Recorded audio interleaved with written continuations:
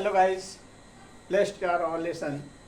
आशा करता हूँ कि आप अच्छे से होंगे और विशेष करके मेरा फोकस इस पर है कि आप लोग पढ़ाई पर ध्यान दीजिए, क्योंकि शिक्षा ही सफलता की एक ऐसी कुंजी है जिससे हर ताला खोला जा सकता। आज का हमारा लेसन है द सेंटेंस टाइप्स, सेंटेंस के प्रकार, वाक्य के प्रकार। तो सबसे पहले हमको ये समझने की ज़रूरत है कि वाक्य के प्रकार कैसे प्रकार, कितने प्रकार।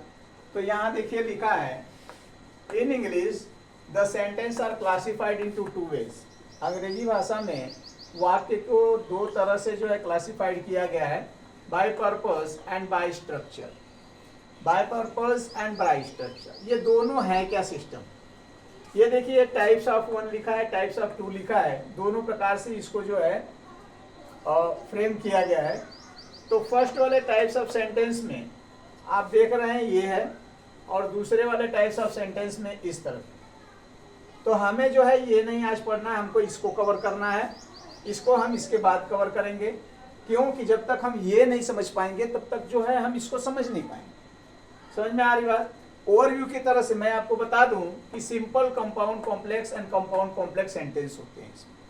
Simple sentence, compound sentence, complex sentence and compound and complex sentence, ये सबको अच्छी तरह से समझने के लिए पहले आपको इसको समझना अनिवार्य है। तो इसमें आप देखेंगे कि पर्पस, ये हम पर्पस, उद्देश्य के लिए पढ़ रहे हैं। पर्पस है, पर्पस हमारा क्या है, ये वाक्य का पर्पस क्या बता रहा है। पहले वाले लिखा असर्टिव सेंटेंस। असर्टिव सेंटेंस का मतलब होता है साधारण वाक्य, जो वाक्य साधारण।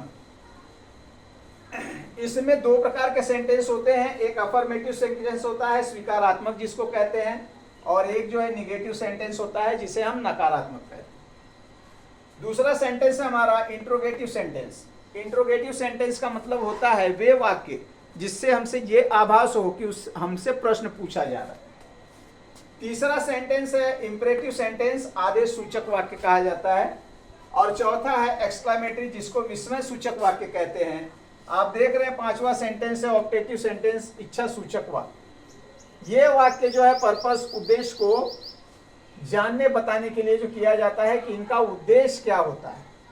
अब यहाँ देखिए, here in the lesson you are going to learn the classification by purpose. यहाँ जो है, जो हम लेसन पढ़ रहे हैं उसमें पर्पस वाले कैटेगरी को हम जो है देखेंगे। रूल क्या कहता है इसका, रूल कहता है sentence must begin with the capital letters and and with the full stop, period, question marks and exclamation marks.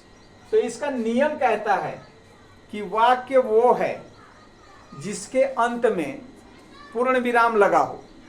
वाक्य वो है जिसके अंत में क्वेश्चन मार्क्स दिया हो। वाक्य वो है जिसके अंत में एक्सक्लेमेशन मार्क दिया हो। वाक्य की पहचान। तो आप लोगों को समझ में आ रहा होगा, इस तरह से हमने जो है किया है व्याख्या इसकी।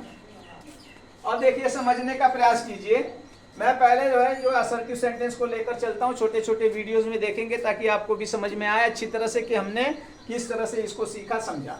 तो पहला जो है असर्टिव सेंटेंस, इसको हमने देखा साधारण वाक्य के रूप में, और मैंने बताया आपके इसके दो जो है हिस्से होते हैं। एक को अफर्मेटिव कहा जाता है स्वीकारात्मक वाक्य, और दूसरे को निगेटिव कहा जाता है नकारात्मक वाक्य। स्वीकारात्मक वाक्य क्या होता है, वह वाक्य जिसके अंत में पूर्ण विराम हो तथा नहीं का प्रयोग न हो, नहीं का प्रयोग उसमें न हो, अर्थात निगेटिव न हो, उसको स्वीकारात्मक वाक्य कहते हैं। एग्जाम्पल के तौर पे आप देखिए, यहाँ जो है दिया हुआ है रिया रीड्स अ बुक, रिया एक किताब पढ़ती है। तो वाक्य ने स्वीकार किया कि रिया एक किताब पढ़ती है। दूसरा सेंटेंस देखिए, मदर कुक्स फूड, मदर माँ जो है खाना पकाती है।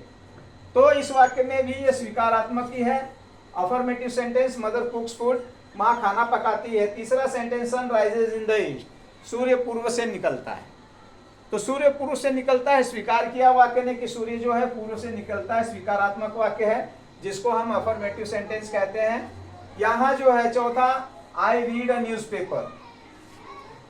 तो इससे हमें ये पता चलता है कि ये स्वीकारात्मक वाक्य है। अब यहाँ आपने अफर्मेटिव को देखा।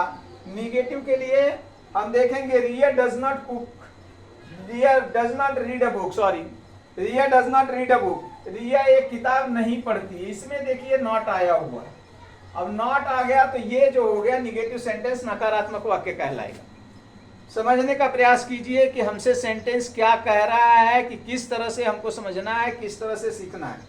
तो यहाँ आप देख रहे हैं नॉट आ गया, नॉट से ये निगेटिव सेंटेंस हो गया। ये बात और है कि ये नॉट एडवर्ब है, ये जो है हेल्पिंग वर्ब लेता है। तो हेल्पिंग वर्ब के विषय में भी आपको जानकारी आगे दी जाएगी।